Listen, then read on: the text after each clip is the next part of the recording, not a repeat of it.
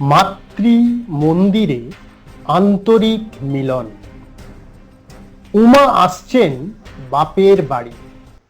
পুজোর ঐতিহ্য আর কত গল্প সাজানো রয়েছে সেকাল থেকে একালে। দেবীর আরাধনা ঠাকুর দালানে।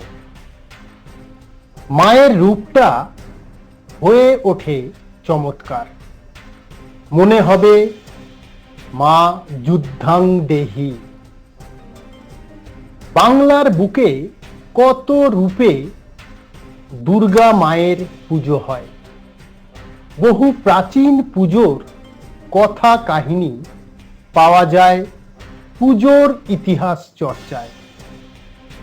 আজও ঐতিহ্য নিয়ে পুজো পাঠ হয়ে আসছে পুরনো আমল থেকে।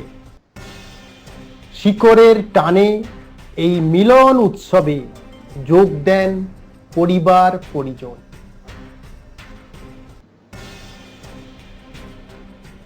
থাকে সারা বছরের অপেক্ষা।